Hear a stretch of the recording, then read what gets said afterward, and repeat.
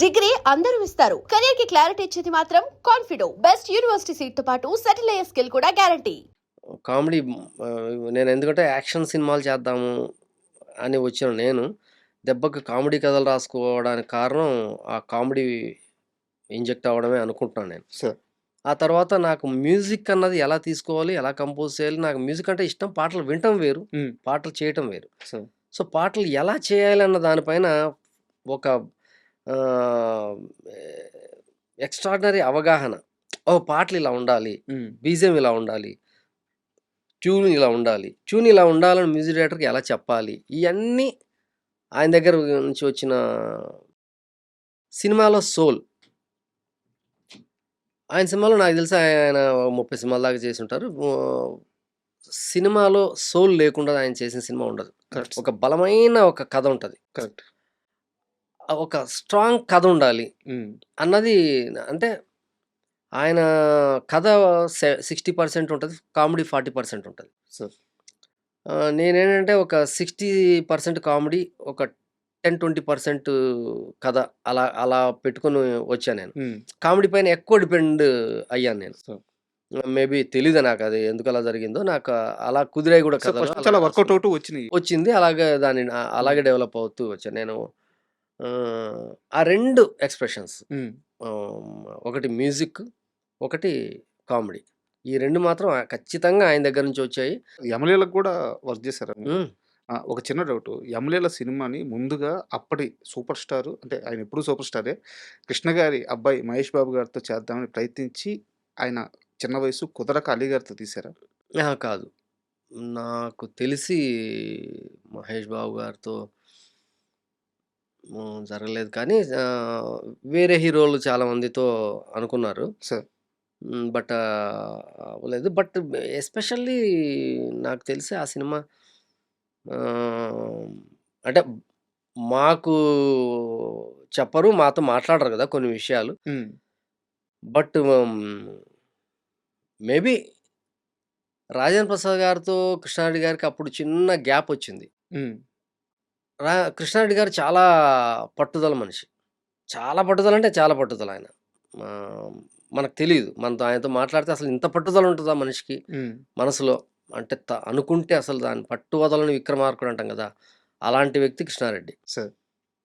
ఆ గ్యాపు ఆలీని హీరోని చేస్తా అన్న ఒక పంతం తీసుకున్నారేమో అని మాకు నేను వీరుకే మాట్లాడుకునేవాళ్ళం. సార్. మీ టీమ్‌లో కాబట్టి మేము సరదాగా మాట్లాడుకునేవాళ్ళం. అందుకు ఆలీ గారిని హీరోని చేసి చూయించారేమో అని నేను అనుకుంటున్నా. ఓకే. అంటే ఆ గ్యాప్ దేనివల్ల వాళ్ళకి మా టర్మ్స్ మనకు తెలీదు గానీ, రాంప్రసాద్ గారికి, కృష్ణారెడ్డి గారికి మాయలోడి తర్వాత చిన్న గ్యాప్ వచ్చింది. దాంతో సరే ఇంకా ఆయన తర్వాత చేయలేదు. ఇంకా ఆ తర్వాత కృష్ణారెడ్డి గారితో మీరు చూస్తే ఆ తర్వాత సినిమా చేయలేదు. ఆలీని పెట్టి తీస్తా చేశారు. అప్పట్లో సంవత్సరం రోజులు ఆడింది సార్ సినిమా. నేను వీరుకే అందరూ చెప్పిండొచ్చు. మేము కూడా ఎళ్లి చెప్పాం కృష్ణారెడ్డి గారికి. కృష్ణారెడ్డి గారిలో ఉన్న గొప్ప లక్షణం ఏంటంటే, మేము అసిస్టెంట్ అప్రెంటిస్‌లం అలా ఏమి ఉండదు ఆయనకి. పిలిపించి కూర్చోబెట్టి నాకు వీరుకి ఇద్దరికి కథ చెప్పాడు. మొత్తం కథ చెప్పాడు. చెబితే ఇది సూపర్ హిట్ కథ అది. సూపర్ హిట్ కథ అది. ఇది బ్లాక్ బస్టర్ కొట్టుద్ది సినిమా అని మేము అప్పుడు జేడీ చక్రవర్తి, శ్రీకాంత్ ఆళ్ళు రైజింగ్ హీరోలనమాట. బాగా ఆళ్ళలో ఒకళ్ళతో చేయాలని, ఎలాగైనా చేయండి సార్ అంటే, ఆలీ గారంటే ఇంకోటేం కాదు గానీ మాకు చాలా ఇష్టం. మా కాంపౌండ్ ఆర్టిస్ట్ ఆయన. కాకపోతే కమెడియన్‌ని హీరోగా చేస్తే ఆడియన్స్ ఎలా రిసీవ్ చేసుకుంటారో మనకు తెలీదు ఇంకప్పుడు. ఒక భయం ఉంటది. అప్పటికింకా ప్రూవ్ అవ్వలా. ఎప్పుడో దాసనారాయణరావు గారు, రాజబాబు గారిని పెట్టి చేశారు. అయిపోతే తాత మనోడు తర్వాత, ఆ తర్వాత కొన్ని మనిషిని రోడ్డున పడ ఇట్లాంటివో సినిమాలు వచ్చాయి రాజబాబు గారిని హీరోగా పెట్టి. ఆ తర్వాత కమెడియన్స్‌ని అల్లు రామలింగయ్య గారు గానీ, రాఘగోపాల్ ఇట్లా వీళ్ళని ఎవరిని హీరోగా జరగలేదు. ఇంకా ఆ తర్వాత చాలా గ్యాప్ వచ్చింది. 30-40 సంవత్సరాల గ్యాప్ వచ్చింది. ఆ ప్రయోగం మళ్ళీ కృష్ణారెడ్డి గారు చేస్తున్నారు కొత్తగా. సో, ఇప్పుడు ఎలా తీసుకుంటారు జనం అన్నది ఎవరికి అంతు చిక్కదు అది. అది వేస్తే గాని తెలీదు. బాల్ స్పిన్ ఎటు తిరుగుద్దన్నది. అది ఎందుకు సార్ రిస్క్ మనకి శ్రీకాంత్ ఉన్నాడు. మనకేమో పిలిస్తే జేడీ చక్రవర్తి గారు వస్తారు. లేదంటే ఆళ్ళొస్తారు. ఆయన ఆళ్ళందరూ చేస్తే ఎంత హిట్ కొట్టుద్దో, హ్మ్. దానికి 10 హిట్ కొట్టుద్ది ఆలితో చేస్తే అన్నాడు. చెప్పాడా ఆ! ముందే? హ్మ్. చెప్పాడు. ఎవరు చెప్పినా వినలేదు. చేశారు. వద్దన్న నేను ఇంటర్వెల్ సీన్ తీస్తున్నాం. ఆలీకి బుక్ దొరికాక ఇంటర్వెల్ సీన్‌లో బుక్ చదువుతాడు. చదివితే ఆళ్ళమ్మ చచ్చిపోద్దని రాసుంటది ఫస్ట్ బుక్‌లో. తెలుసు. అవును. అది తెలియంగానే బుక్ అలాగ విసిరేసి, భవిష్యవాణిని విసిరేసి ఆలీ ఏడుస్తాడు. ఆలీ చేస్తుంటే గూస్ బంప్స్ షాట్ చేస్తుంటే మేము ఇంత రూమ్‌లో చేసాం అంతే అది. గూస్ బంప్స్ అసల షాట్ అవ్వంగానే క్లాప్స్ అసలు. అప్పుడే అర్థమైపోయింది. ఇది మిరాకిల్ చేస్తా సినిమా అని. అట్లాగే అది మిరాకిల్ నాకు ఆ చేసేసాడు. షాట్ గూడా బాగా గుర్తుంది సార్. హ్మ్. యాక్చువల్‌గా కృష్ణారెడ్డి గారి సినిమాల్లో ఆ షార్ట్ కంపోజ్‌లో ఆ రౌండ్ ట్రాడీ అవును. అది అంత చాలా చాలా ఎక్కువ చేయడాయన. చాలా రేరు. అవును. ఎక్కువ ఆ ఒక్క షాట్‌కు అవును. మాత్రం అసల రౌండ్ ట్రాలీ చేసి ఏస్తూ అసల హై స్పీడ్ హై చేసి, స్పీడ్‌లో స్టెప్ ఫ్రేమ్‌లు చేసి చాలా అసలు చేస్తుంటేనే అది గూస్ బంప్స్ వచ్చాయి.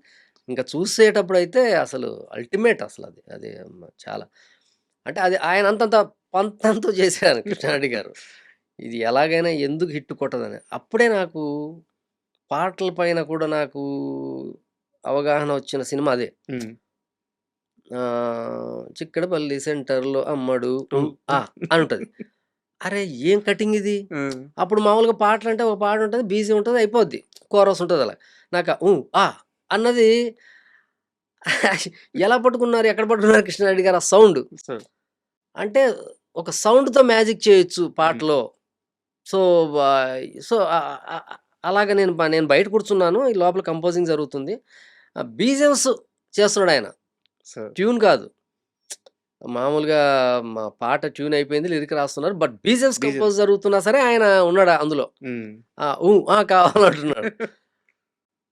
సో, అలాగా సో గ్రేట్ పర్సన్స్. యాహ్!